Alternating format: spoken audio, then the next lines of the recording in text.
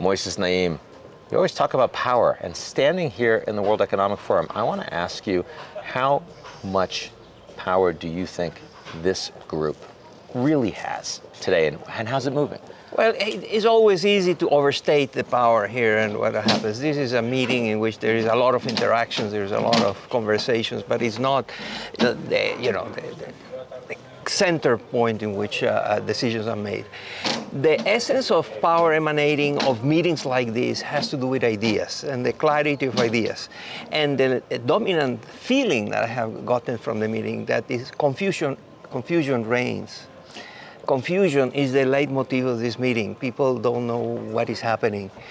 A very famous Spanish philosopher, José Ortega, said in 1939, he saw what was coming in Europe, and he said, we don't know what is happening to us, and that is exactly what is happening to us.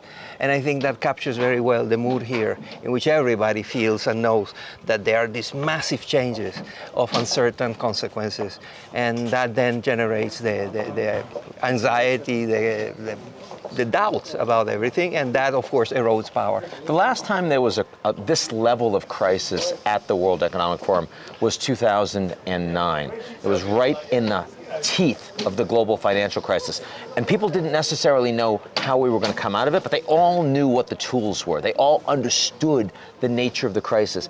This time around, it feels very different. It's more diffuse, and they don't understand how to respond. And it's more without precedent. The 2009 financial crisis came in the heels of many financial crises around the world. So the world was equipped with institutions and policies and ideas, as you say, how to deal with a financial collapse.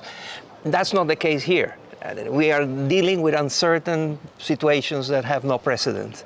And that also adds to the confusion that I just mentioned. So if we look forward 5 years' time, where is the locus of power going to be that will surprise us? What institutions, what geographies?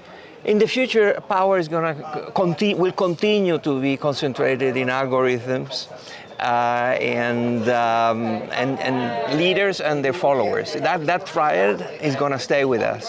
What we don't know is what are the sectoral anchors of that, or the geographical anchors. But artificial intelligence is going to have consequences for power, as will new kinds of leaders and new kinds of followers that expect and demand from their political leaders things that have not been common until now. Now, do you think that continued development in artificial intelligence is necessarily a centralizing aspect, a consolidating aspect of power? It's both. It's a technology, and all technologies are two double-edged swords. Technologies can be very good for some things and very bad for others.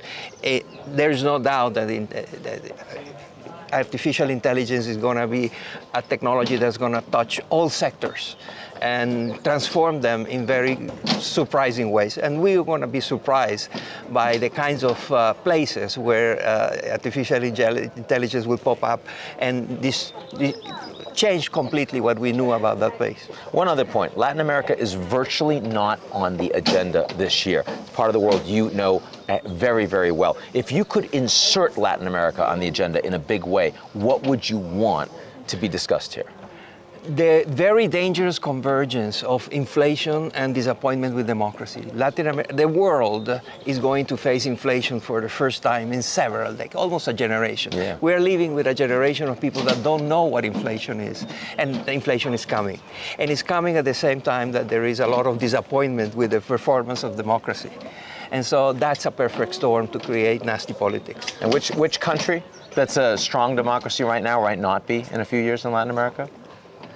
I don't know. You don't want to make an assessment there. No. Did you like the fact that the Americans were reaching out to the Venezuelans on the energy front? I hope that something like that happens, but not in the way it's happening. I think it's being managed in a way that is haphazard, not well thought through, and ineffective. I hope that the current ways of thinking about how to deal with Venezuela at the White House, at the State Department, will be revised, reviewed, and tossed, and other ways of engaging will be found. Good to see you, Moisés. Same here.